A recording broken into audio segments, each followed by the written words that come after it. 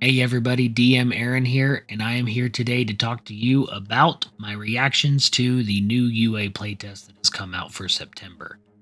I am going to talk about in this video just the rules that came out and the rule changes. I'll do other videos on the rest of it, but this I'm going to specifically talk about changes to the D20 tests, actions, spells, conditions, and movement changes. So let's jump right into it. Probably with the biggest one is the nerfing of the D20 tests.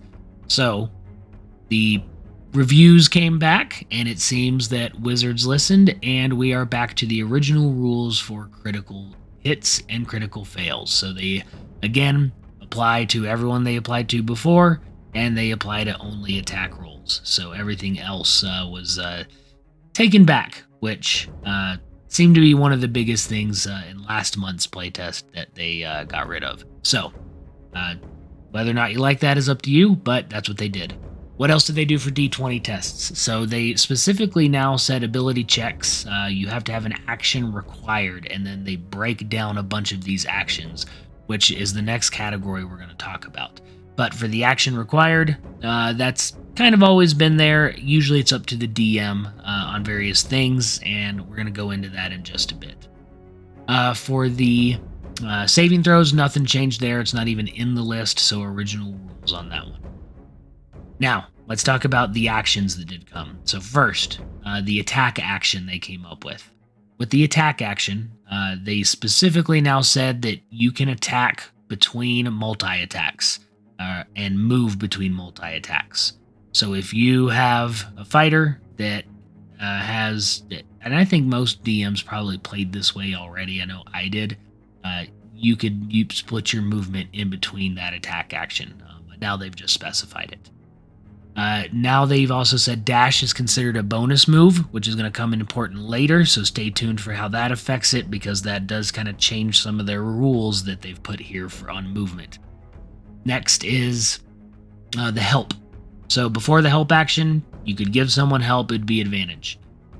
A home rule I used in my games was that in order to use the help action, you had to be proficient in whatever it was you were trying to help with.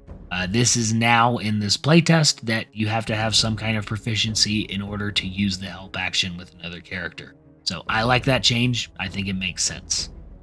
Next is the hide action. There, they just gave us a little more rules. I don't think anything is new from the hide action. They just specified it and put it all under that action from the unseen attackers part that used to be in the player's handbook. They just put it under that action, so good to go there. Next is the influence. So the influence action. This is a new one, which I should say a new action that they have put into the game, not necessarily a new action that people have used before. But I'm going to read this one for you. So you can try to influence another creature to do something you request or demand. The action can be used only on creatures controlled by the DM and is not mind control. It cannot force a creature to do something that is counter to the creature's alignment or that is otherwise repugnant to the creature. It has three main parts: attitude, interaction, and a charisma check. So the attitude, you can be indifferent, friendly, or hostile. Then the interaction. When you take the influence action, you either roleplay how you do it or describe what your player does or what your character does, and then you're going to focus on a request or a demand of that character. Then the DM may or may not grant advantage or disadvantage depending on the attitude of the target. Then here's the part I have a problem with.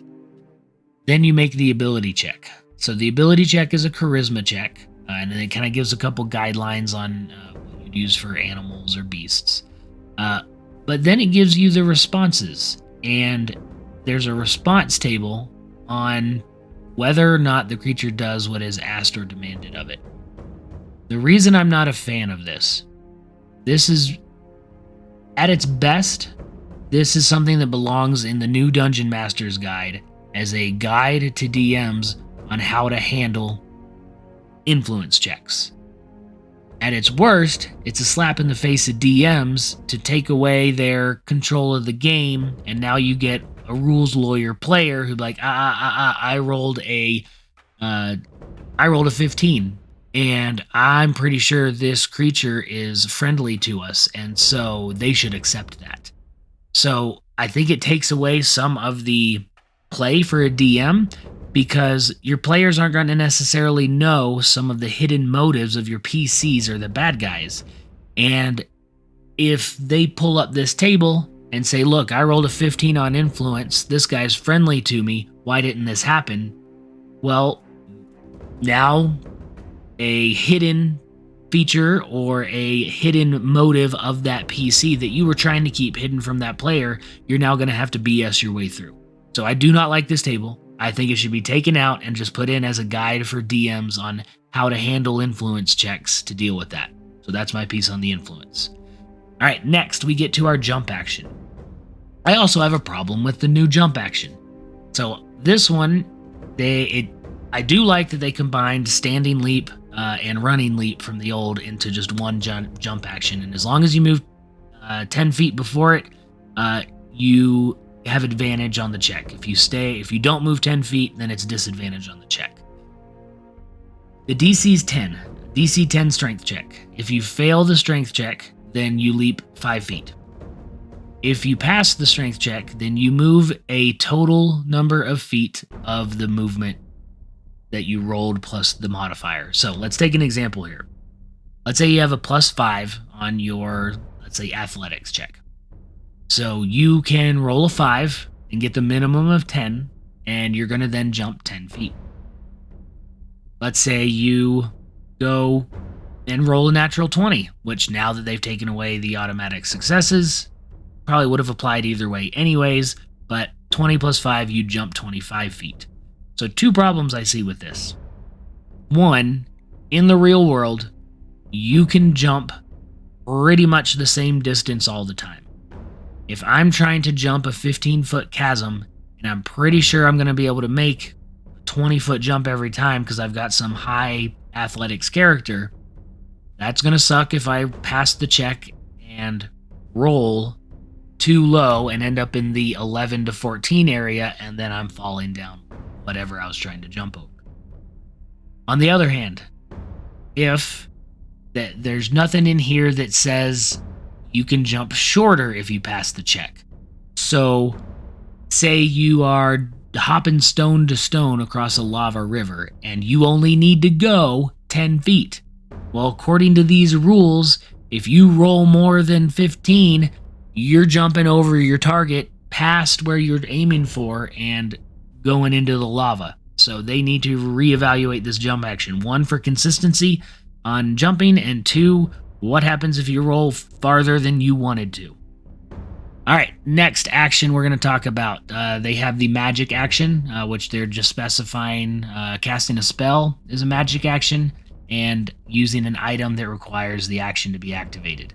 I have a feeling this is going to come up later that they're specifying this. Then there's a search action, so searching an item or doing an insight on a creature is a full action, so nothing huge there. And then finally, they have this study action. Here, again, this might be where they're trying to make up too many rules. At least there's no DC table on this study action. But it takes a full action to do an intelligence check on a creature, on a book that you're reading, some kind of clue you see, or an object. Some of that makes sense. If you're in the middle of a fight and you're trying to find a clue about something, you're trying to read a book, you're trying to study an object, absolutely, as a DM, you would call that action or that attempt to study would take a full 6 seconds in your combat round. Most of the time, the intelligence check for like creatures, this type of creature immune to this or resistant to a certain type of damage. That's not something I would force my players to take a full 6 seconds to think about, and I would still make them roll a study check, but I would not make it cost an action. So I like the idea here, and I like there's a table they do give you that says, all right, for Arcana knowledge, here's the areas of things you know about. For history, these kinds of things. So I do like that they provide that table as guidance, and I do like that they didn't give us a DC table like they did with the influence action. So I could go either way on the study action. With all of that being said, the D20 tests and all of these, it does say that a DM still has discretion on whether it takes a full action, bonus action, or no action at all. So that caveat's still there, and we still have that option. All right, let's move on to spells. So, a couple spells that they are changing up. First one is the Barkskin Spell. So, the old Barkskin Spell was your AC couldn't be lower than 16, and it didn't scale at all. In the new one, they have now made it so that it does have a scaling option, and it does also, instead of a full action, it's now a bonus action to cast, and it increases the temporary hit points based on your spell modifier plus your proficiency bonus, and that replenishes at the beginning of each turn. So, I think this is a good change. This made this spell useful after level 5 or 6, so that you can use it and go up there. I don't know how much it's going to be once you start getting into 14, 15 or so, because I don't think those spellcasting modifiers and proficiency bonuses are going to get up to the level of soaking up a hit or two, but I think at the mid-level range, pretty good spell, pretty good defensive spell. I do like that.